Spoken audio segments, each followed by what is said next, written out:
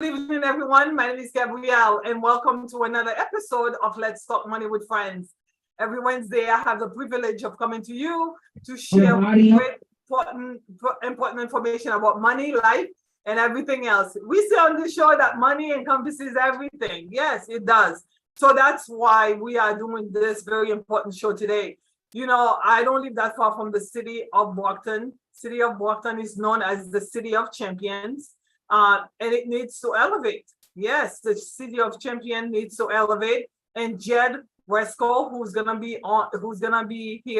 here tonight, is your candidate. He's a lifelong community leader with a proven record. And I know I've known him for a lifetime. It seems like a lifetime. So on this show, we said we will stand and support anybody who's empowering community and empowering lives. So without further ado, I would like to encourage you to share this live with your friends. Let them know that we're here every Wednesday to share really great information, timely information about life, money, and everything else. And obviously, running for office, wanting to serve community, and wanting to stand in the gap for those who cannot stand for themselves is a very important part for us. Because Jed is someone whose core values is accountability, equity, best practices, and transparency. And if you've been watching this show, you know this is what we're all about. So yes, we say elevate, Brockton Matters. So we're gonna show a short video, and then Jed will come on to introduce himself briefly so that we can get into this really important conversation tonight. Your body, your voice, your vote, it matters. It's time to elevate Brockton. Make sure you vote for a candidate that will exercise best practices. Make sure you get out September 19th and November 7th to vote Jed. Yes, I'm here tonight because I know Jed. We were just talking to a mutual friend from years ago, right, Jed? I've known Jed for many, many moons. When I was in high school, I was introduced to Jed in the community because we lived in the same community at the time. And I've always known him to be someone who will stand up and fight. And we have so many stories, and I hope you share some of those stories when we as teenagers, or even like you were a young adult, but I was still a teenager, and we were like fighting for justice and fighting for the community around us, the members around us. Because, you know, for a lot of people, Jed, they think this is like, you know, your first rodeo. So why don't you introduce yourself and let us know briefly who you are, and then we're gonna dive into our conversations and our questions.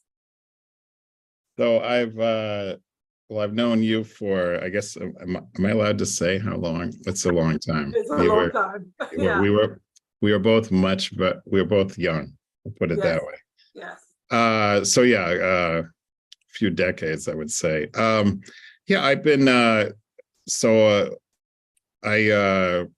would I say? I lived in Boston, or the Boston area, since 1973, and was in Boston itself until about 4 years ago. And then I escaped and was able to buy a condominium here in Brockton. So I'm running for city council here in Brockton. And that's just one kind of political organizing I do. So as you alluded to, I've done other kinds of organizing in the past, community organizing, more radical protest kind of organizing. And right now I'm running for the sort of inside the system kind of organizing. But we're still protesting. I mean, we're still making a stink, that kind of thing. Yeah, definitely. So last week, Jed, I did a show about your name. Your name matters. And I think for me, it's very important. I want to live up my name. A strong woman of God, someone who's not only strong for herself, but also strong for community. And I think that started way back then. That's why I'm saying, like, this is not our first rodeo, giving back to community, standing up in the gap for the least of these among us. So can you tell us, fun facts, I wanted to know, do you know what your name means, or what has it meant for you? I mean, I'm not aware of what my name that it translates to. So it's Jed Hresko is the last name.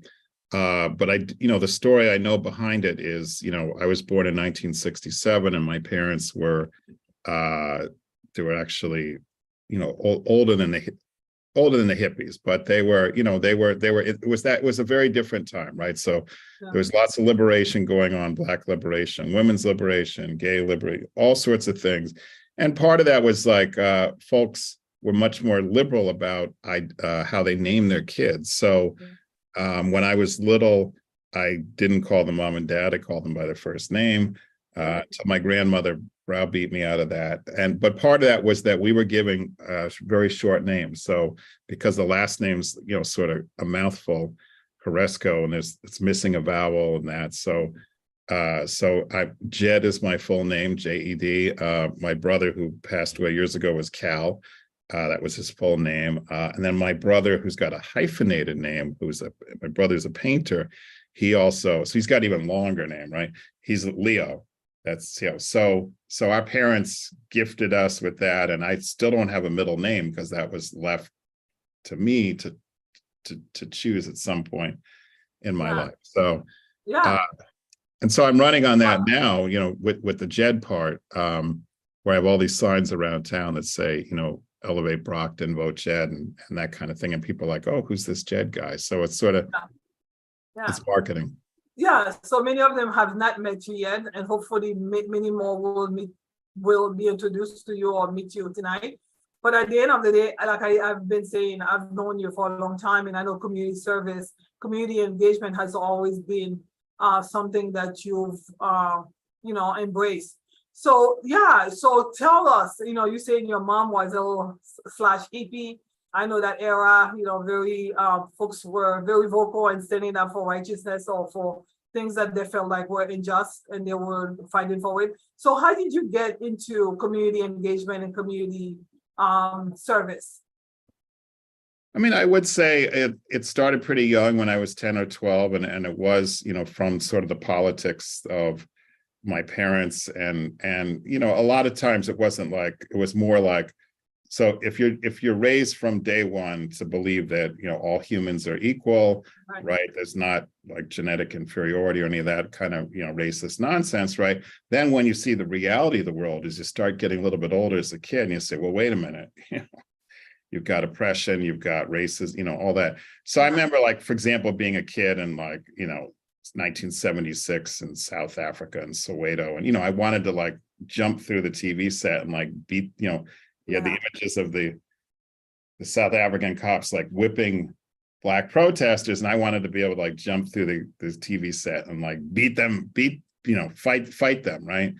And then at that time also there was a rather large movement against the nuclear plant up in Seabrook. And so my mother actually quite seriously talked about going up there and protesting. And then she decided it was probably not safe, probably going to get arrested, that kind of thing, and opted not to. But yeah, so she was a librarian at the East Harlem branch of the New York Public Library at a time when Black authors and Black children's books were like coming into the system. So, their congresswoman was Ayanna Pressley's Shiro, the first Black woman to run for president, Shirley Chisholm. So that was actually because they lived in Brooklyn. I was born in Brooklyn. Yeah. So there is this arc, considering that I've been a longtime volunteer for Ayanna Pressley, that's that whole connection too. So it started early. Yeah, it started early, and I would like for you to share one of two of those stories that I'm familiar with, because I know, I've known you for so long, to the point where I was joking earlier. You almost became my brother-in-law, but my sister was too hard to handle, right? Right. But because that's how close we were when we were young and in high school and different things like that. So, but I remember that being part of the summer high school community that I was part of, there was several incidents because at the time, new immigrants were coming to the community and people were not familiar with Black and brown families. And I think you being a white kid with righteous indignation and with so many of the kids, very a melting pot. Because the crowd that I hung around when I was in high school, very eclectic, diverse, right? And Right. you all came together to really stand up for Renan and his family. Can you share a little bit about that story? Because again, I just want to share more about who you are and how long I've known you, and why I decided this would be a great podcast to have, or a great show to have tonight. Well, I mean, that was when I was very involved with a more radical protest kind of group, but you consider a lot of what they did community organizing. And Correct. there was a woman who taught at Somerville High School, as you know, who was one of your teachers and other folks' teachers. And even if students didn't have her directly, I think a lot of the Haitian students, sort of congregated around her. Correct. And so then there was a young man, Renand, who was set upon and sort of, I mean, he was assaulted. It was a racist assault in this like little park, not a big park, Mhm. a little park in the cut, basically, like sort of down the hill from Highland Cuisine. And so we went around and like tried to get neighbors to pledge to intervene. So if there was another racist incident like that, they would take a stand. So we had learned from experience that even in neighborhoods that were considered, openly racist, like the way that South Boston used to be considered, or et cetera, there were always like good people in those neighborhoods. They just were sort of intimidated into silence. So we were trying to organize the other people to stand up. So, but the sort of connection with Brockton that's interesting. I was talking with someone from Somerville, the other day. So in some ways, Brockton is similar to Somerville. Not really in terms of diversity, because Brockton is already well past. So the time you're talking about, Somerville had been very much an Irish and Italian sort of white ethnic enclave. Really didn't have people of color, and it's changed. And there was a wave of Haitian folks that came in around 1990. I think I was like one of 10 students. Oh wow! At the high school at the time. Yeah. Yeah, and now Somerville's very obviously eclectic, cosmopolitan, diverse, and men, and gentrified. Well, let's be honest, but all those things. But at that time, it was considered very backwards in everything: government, the kind of food you could eat. I mean, everything. And so Brockton is already a majority Black and brown city, and I can get into that later. But politically, Brockton is still not really city-like. It's doing a lot of things. There's this expression that Brockton is a city, but likes to think of itself as a town in terms of the way it conducts its politics. So I'm just saying, it's a very long-winded way of saying Somerville did it, brought itself into the modern era, and Brockton can also be brought into a modern professional era as a city. We're already past, we're 100,000, we're like 105,000 already officially, and some people think it's much more because of undocumented folks, that it's like 120,000. So it's a large city, and I love Brockton. I do a lot of activities in Brockton. So I wanted to kind of get some share some ideas about where you've been, who you are. But I know since high school, since college, you've done a lot, and you perhaps will have an opportunity to share specifically like the type of work, the nonprofit work that you've been engaged in.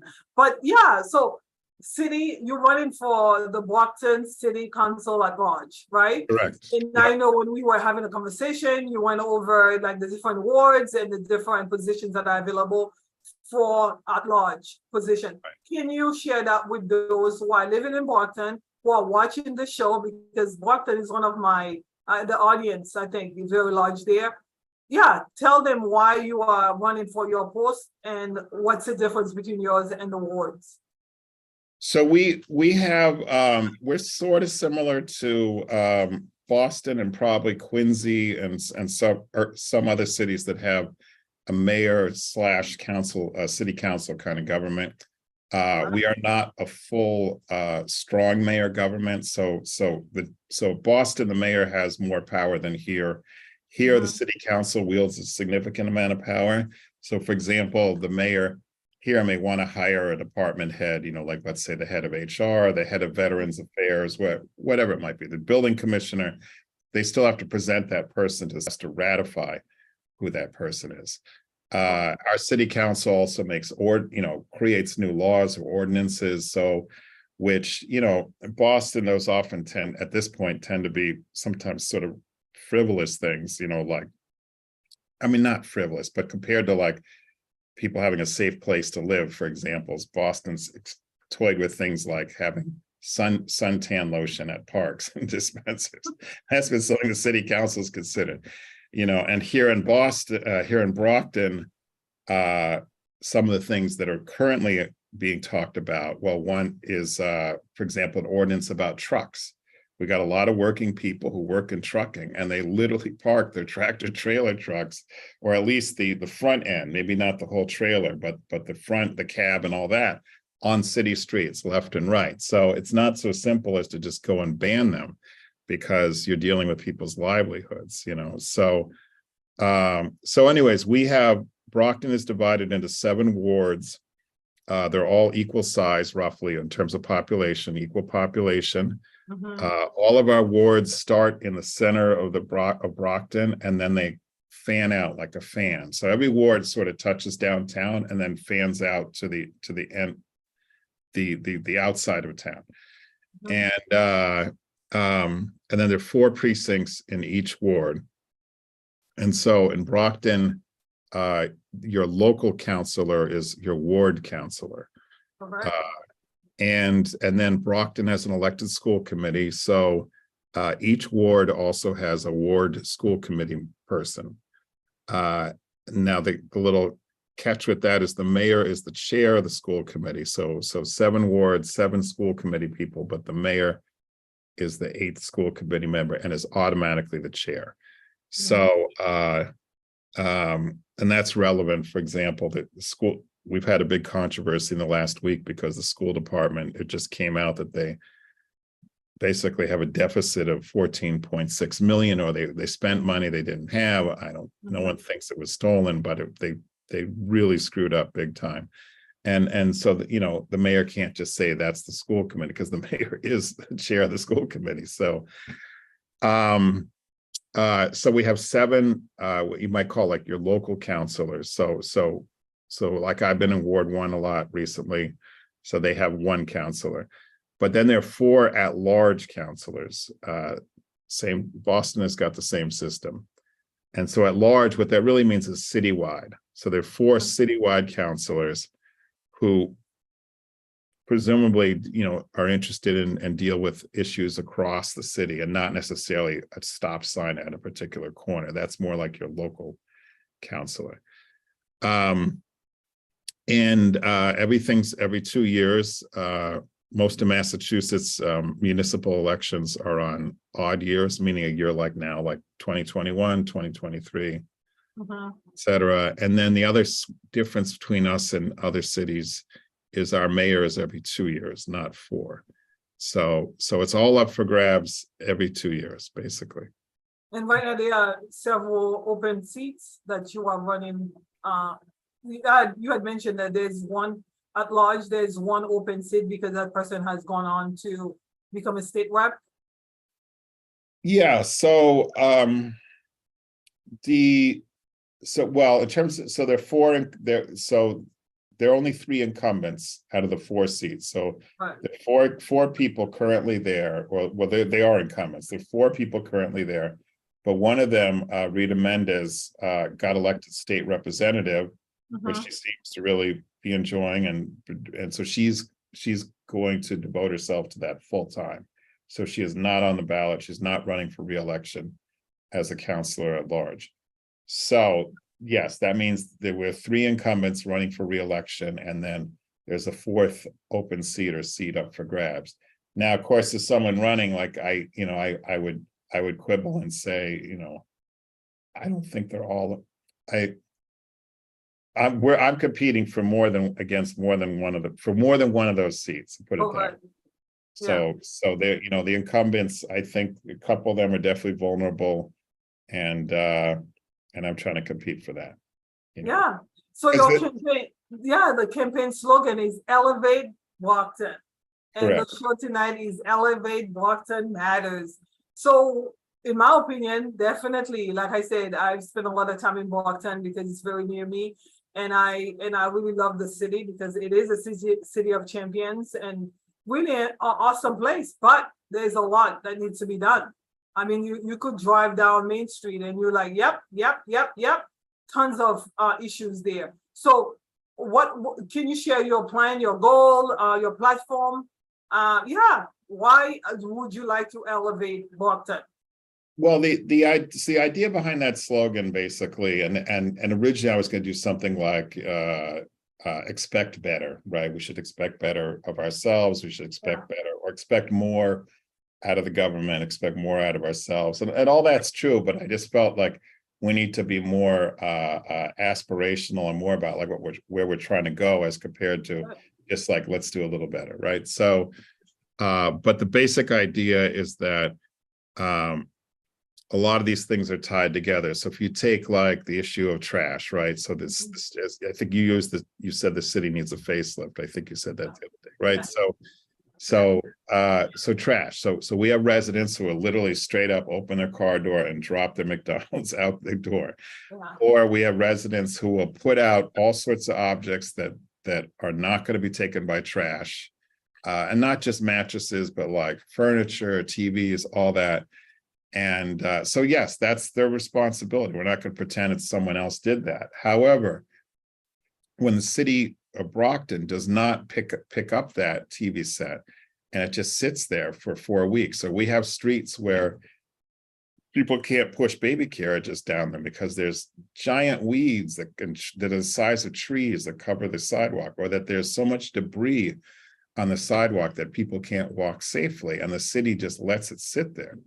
Or even worse, I live across from the commuter rail station. At the bottom of the commuter rail station, there was feces there, and human feces. I reported it, and I have a screenshot of like the 5 different ways the city passed the buck. They sent it to the health department, the highway department. Probably tried to blame the MBTA. And at the end of it, Menino would have just said, somebody fix that, right? Say what you will about Menino and Boston, they would have just dealt with it. Like let's take care of it, right? So I think all that sends a signal like, hey, it's free for all. Or take traffic, right? We have many intersections that beg for a traffic light. So that only encourages people who might be wild drivers in the first place think, well, hey, it's every man and woman for themselves, so I'm going to do what I want, right? So we have, and then our whole like. So how do you handle that? Well, one, we could do like a public service campaign. A lot of people here know Brockton Kids Count. That was a pretty successful campaign about trying to get funding for our students, right? So we could do something that I'm old enough to remember a campaign in Massachusetts called A Little Courtesy Won't Kill You. Because what people think of Brockton drivers, the entire state of Massachusetts had that reputation. It still does a little bit, but it had that reputation, and deservedly so. Car theft capital of the United States.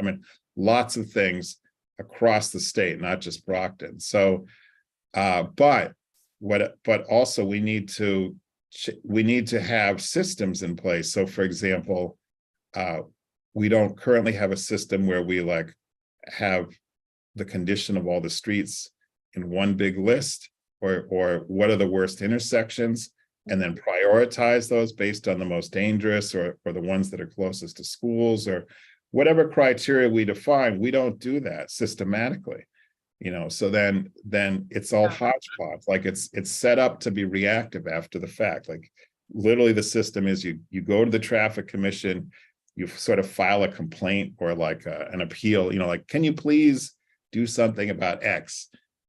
Can you put a stop sign at X? Or people are parking on my lawn because my neighbor's having parties, right?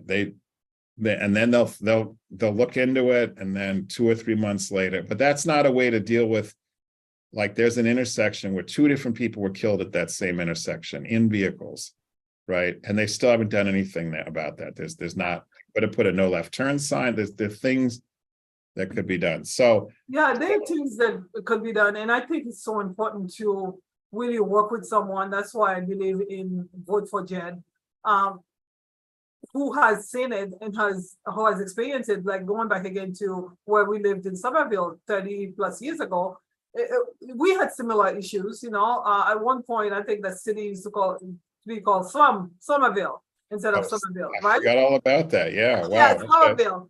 Because of all the issues that we were facing.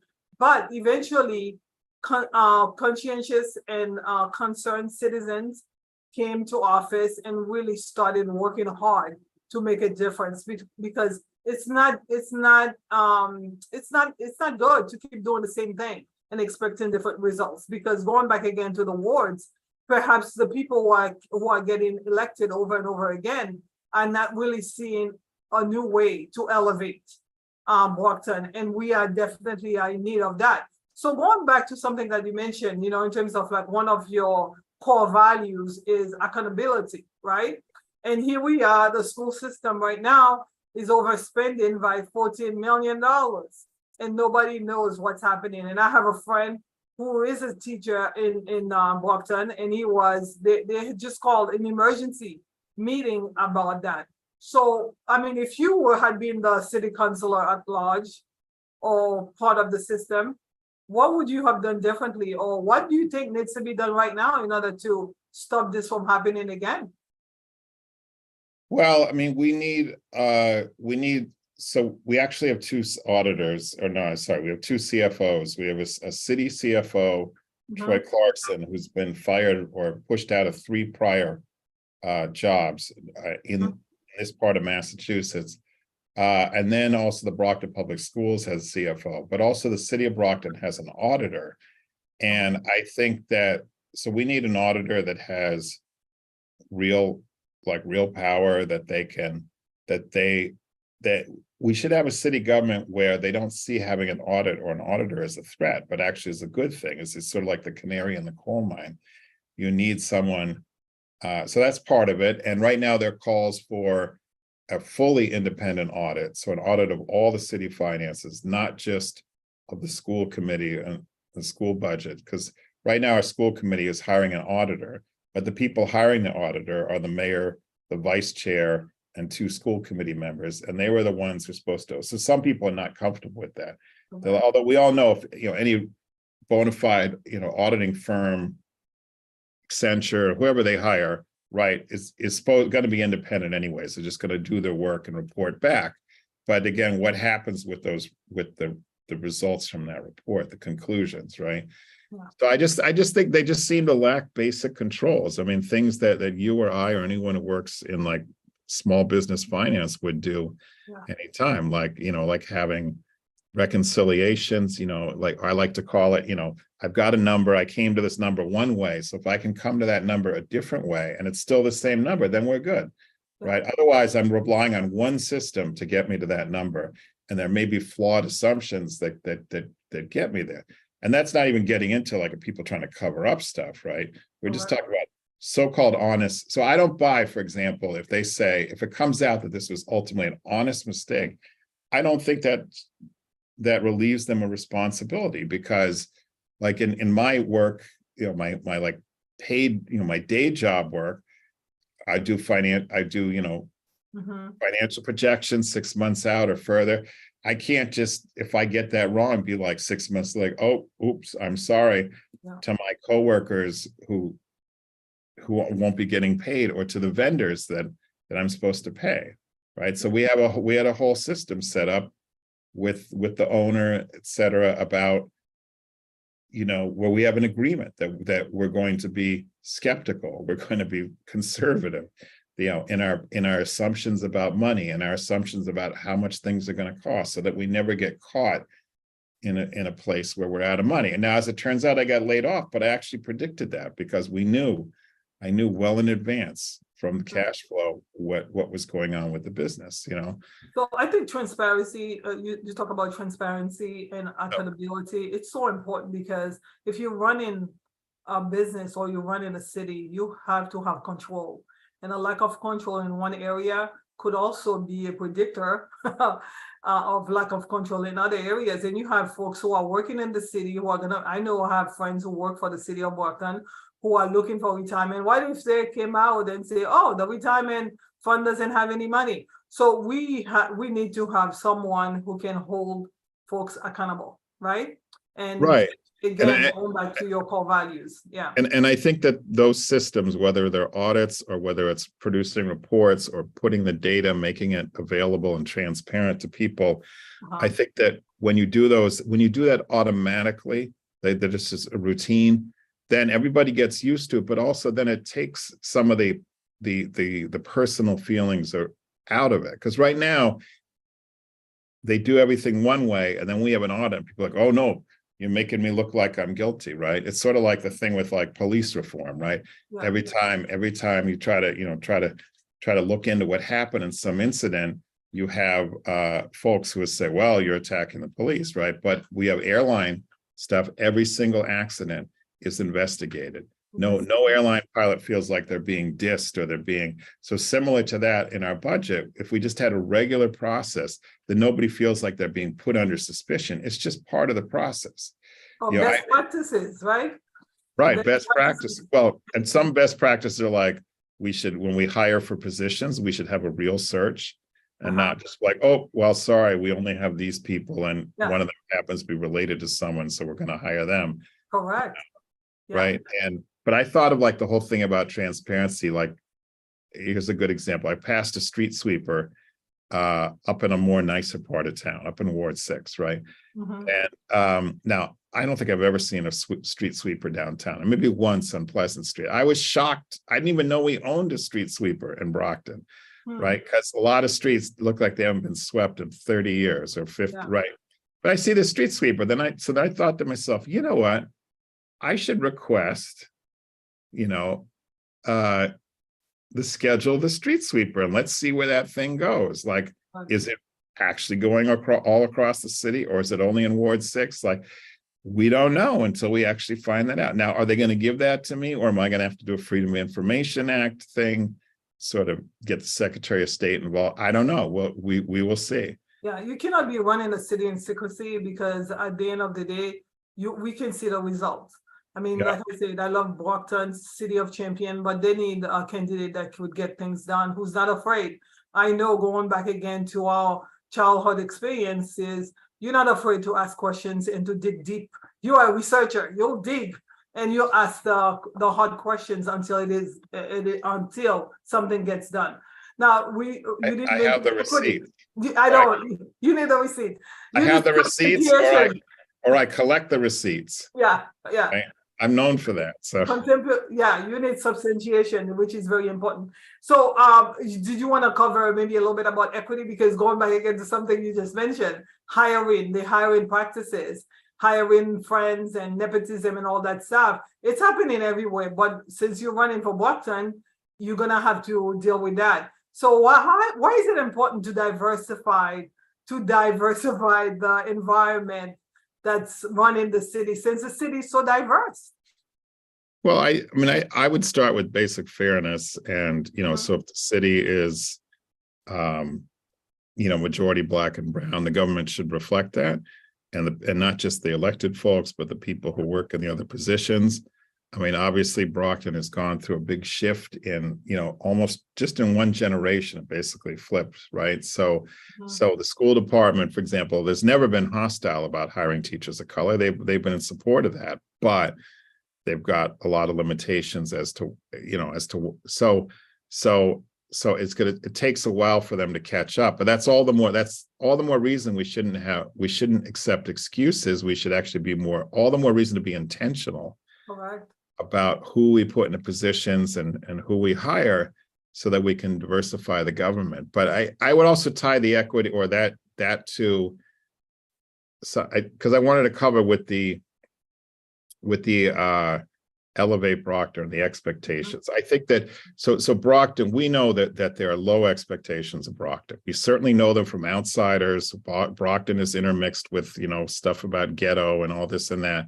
Not just by white people either, right? And a lot of people look down and want to sort of crap on Brockton. And I think that a lot of that now is because it's a majority Black and brown city, but I think historically it's always been a working class city, right? So even 100 years ago, our neighbors used to sort of crap on Brockton because, or expect less of us because we were this gritty working class city. Someone explained to me, Brockton's originally was part of Bridgewater, right? We would have been North Bridgewater.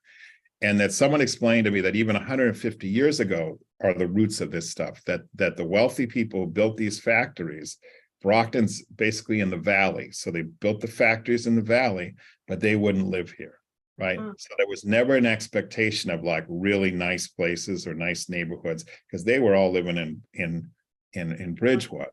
So I just think that there's both a class and a race aspect to this sort of low expectations thing about Brockton. And so, well, they'll accept it, that kind of attitude. So I think we need to raise our expectations of the government and of ourselves. Yeah. Unfortunately, Brockton has changed in so many ways because of the influx of new residents from Boston, from outside of Boston.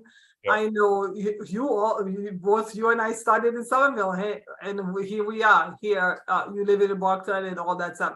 So I know as a new resident, because you're fairly new to Brockton, right? And yep. You've had conversations with many. I know many in my community who couldn't afford Boston anymore because of the housing crisis that we have in the country, and especially in Massachusetts. So what do you say? What do you think, like for someone like you who's fairly new, because there's the good old boys network in Brockton as well, and you run in for office, how would you like to tap into those new residents? Do you think it's important to reach out to them because you can relate to them being a newcomer? I mean, I think one of the things that occurred to me is that so we actually have the talent living here in Brockton, right? It's just the talent that lives here in Brockton is often working somewhere else, is working in Boston. And some of those people are not newcomers. They've been here for a long time. So for example, I was just at the house of the widow of the head of the Boston NAACP in the 1970s and 80s. She lives in Brockton. The current head of the Boston NAACP does not live in Brockton. She ran for Secretary of State, Tanisha Sullivan, but she is from Brockton. Her dad was a principal here. And then the president before her, the Boston NAACP, also lives here in Brockton. I just knocked on his door the other day, right? You take one of the largest Black or Afrocentric cultural events in Boston, was organized every summer. Is organized by a woman who actually lives here in Brockton. Okay. I'm not picking on these, but I'm just using as an example of one of the most popular, everybody knows, youth service officers in Boston, who does, block parties and community events and sports leagues, and young people love him. He lives here. He lives a block from me. He owns a condo up the street. So you have, I know there's another city of Boston department head or deputy head living here, because their very nice SUV is parked about 2 blocks from here. So so we have, there's lots of, and you find people all the time who are now in terms of the new folks, just in the last 2.5 years alone, we've had about 3,700 people come to Brockton and join our voter rolls in the last 2.5 years. Wow. So that's just people who are registered somewhere else and then bothered to change their registration to Brockton. That doesn't count people who have not updated their registration but are living here, and people who just aren't eligible to vote, right? And it doesn't count any of their children either. And so in the last 2.5 years, 1,300 people have moved here and registered to vote here from Boston alone. Yeah. So it's some of one of the incumbents who's, not coincidentally one of the oldest members of the city council, tried to come after me. Well, you're new to Brockton, blah, blah, yada, yada, yada. I would submit to you that probably my 1/11th, 1 out of 11 city council seats is probably roughly the same percentage as how many new Brocktonians are here. Wow. And right? Probably 10% of the population here is relatively new. And so they deserve representation too. People like me who came here and they're often, frankly, bewildered by some of the things they see here or don't see here, right. Things we were just used to somewhere else. And so, I try not to be like arrogant and come, I'm not trying to come with like, oh, I have my Boston values, my Boston knowledge, and tell people what to do. At the same time, there is some utility to having an outside point of view. My girlfriend, I got here to move from Chelsea. She feels like Brockton is where Chelsea was about 20 years ago, like, so Lynn she too. knows it can be done, but Correct. it's yeah, so It's gonna take new set of eyes, and definitely in order to elevate Brockton, yeah. and it matters, it's gonna take new set of eyes. And I do believe that you have that, Jed, and I would like to again emphasize the fact that you all about accountability, transparency, equity, best practices. If you are new to Brockton, if you're someone from a community, because I know your ideally you are reaching out to those who are familiar with who can relate to you in terms of like and new residents, those who've been gentrified or displaced out of other communities while now living in Brockton. You don't want them to be there just sleeping in Brockton and living a life, because I know once upon a time, actually, now I think about it, when I was in my 20s, I lived in Brockton for a couple of years. And I literally, I would say I slept in Brockton. I never lived there because I was doing all my stuff outside of Brockton. And you don't want that to happen. And the only way to prevent that is to bring about opportunities in the community that will be attractive to young people, mid-aged people, and older people, correct? So at this point here, can you make your plea? Like, who do you want to come out to help you out in September, this month, September and November? And also, why would they want to come out to support your campaign? Well, I've been trying to reach out to everybody, so I'm not like exclusively reaching out to newcomers by any stretch whatsoever. I mean, I am going to do a special appeal to them, and try to very specific appeal about, hey, I came from where you came, and I sort of understand where you're coming from.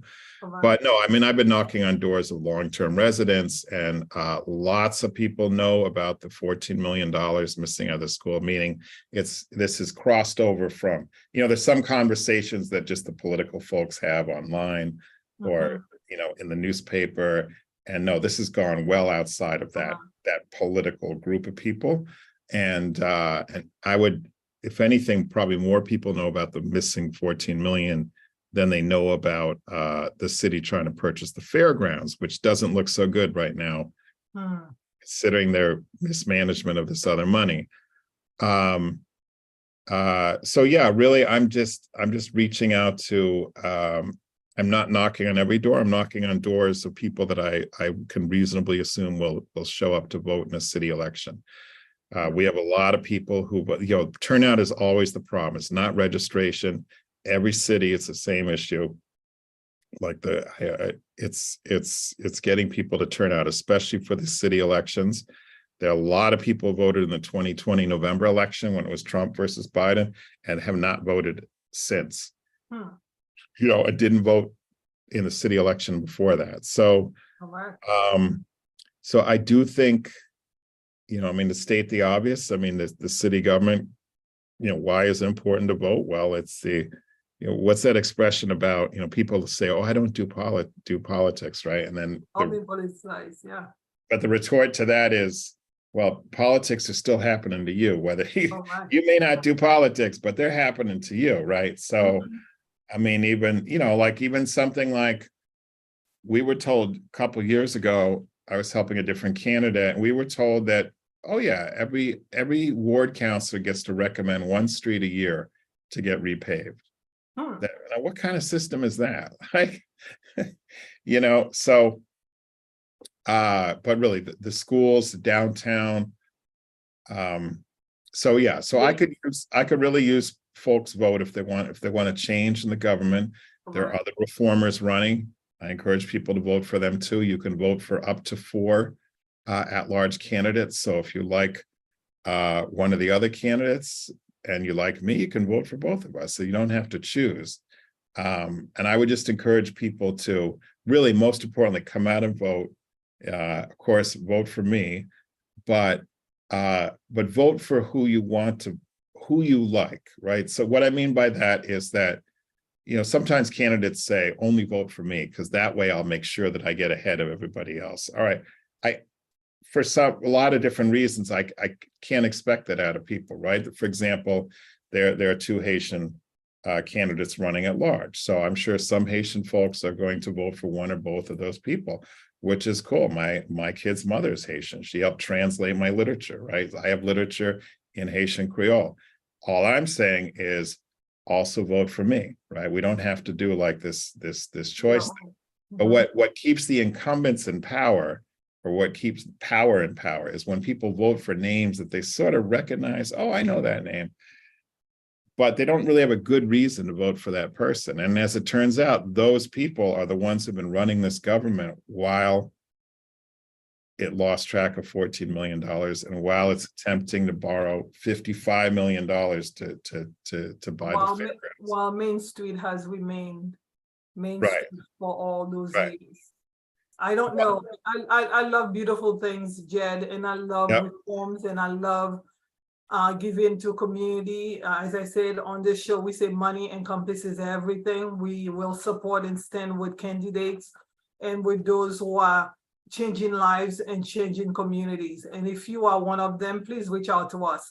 But I know that Jed is the guy for you if you would like to have someone inside. Jed has always been outside doing the work. As a matter of fact, Jed, can I have that video you had showed me? I wanted to share that with the young lady who, I mean, for me, education is so important. Being supportive of community is so important. And I wanted them to see one last time the type of person that you are. Can we have that video if it's available? If you're looking for somebody who's gonna make a difference, who's gonna see things and really say it's time to change, to elevate, Jed is the guy for you. When I was first notified about my mother's death, that was something that was very traumatizing and detrimental to our family. But one of the persons that's been very consistent in our lives and supportive is Jed.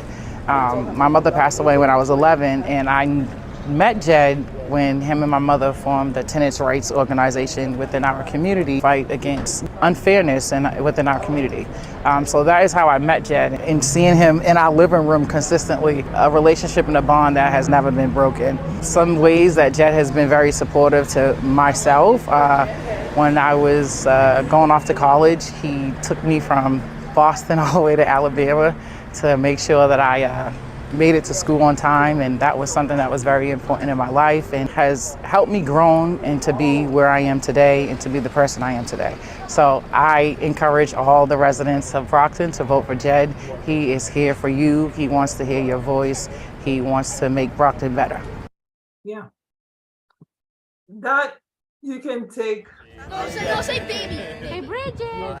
Yeah, that's Jed and his family. Yes, that you can take to the bank. Jed, I just want to say thank you so much for being on tonight.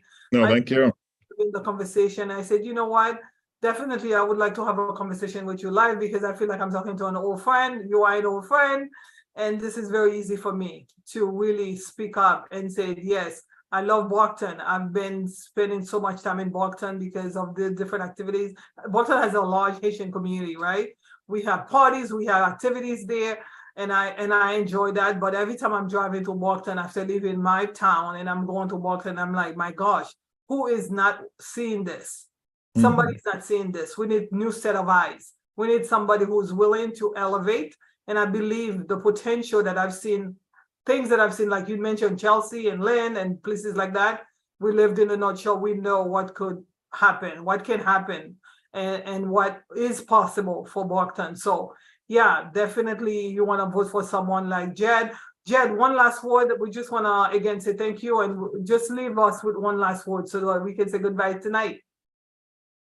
Probably I would say the last word is that, just because we've been talking about more negative stuff, that it really is a place of opportunity. So you have a restaurant not far from me or a lunch place, you take out called Cabo Vegan. So think about it. It's Cape Verdean food, but it's vegan. I never know how to say that. I've been there. Yeah. So they make vegetable-based lobster sandwiches, for example. And then we have Brockton Beer Company that was formed by 5 Black and brown families who all live here in Brockton, who now have a place that's like a community gathering place. It's got incredible food.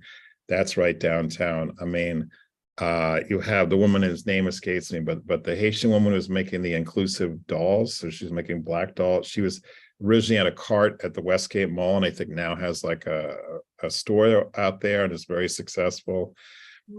So it is a place that where, there are a lot of, we had 9 cannabis dispensaries when Boston barely had 3. So, now maybe that's not your cup of tea, but I'm just saying in terms of opportunity, new businesses that would not be, survive or be encouraged somewhere else, those can happen here. So come out and vote. When can they come out and vote again? A little under 2 weeks, Tuesday, September 19th. That is what's called the preliminary. It's sort of like a semifinal. It's a playoff, so it's going to narrow the field. So I need people to vote in that, because there's 9 candidates for at large and 8 will emerge from that. Doesn't sound like bad odds, but I do not want to be the 9th, right? So I need people for that. And then of course, how well I do in that will have a lot to do with how much support I get until November, and then November 7th. So yes, our preliminary is not next Tuesday. Boston is next Tuesday. Some other places. We are the Tuesday, September 19th. And there's early voting starting Saturday, actually, right over near the high school at the Shaw Center. Yeah, come out on the 19th. Vote Jed, definitely. Get him to become one of the 8, and then 8 candidates, and then eventually one of the 4 at large who are running for our office right now to elevate Brockton, and to make Brockton a better place for you and for your families, because community matters. Community matters. When you are in your community and you can walk down the street and go for a nice walk because the street's clean, everything looks nice, and the smell of the street is right for you and your family, it'll make a difference. Not only outside, but also inside government, what's going on. I know Jed has his eyes on everything. So yes, transparency, equity, best practices, and accountability. That's what you need, not only in your life, but also in your community, in your town. So thank you so much for watching. Please tag, make a comment, let your friends know that we are here every Wednesday to share really important, relevant, and timely information about money, life, and everything else, including politics. So thank you so much. Have a blessed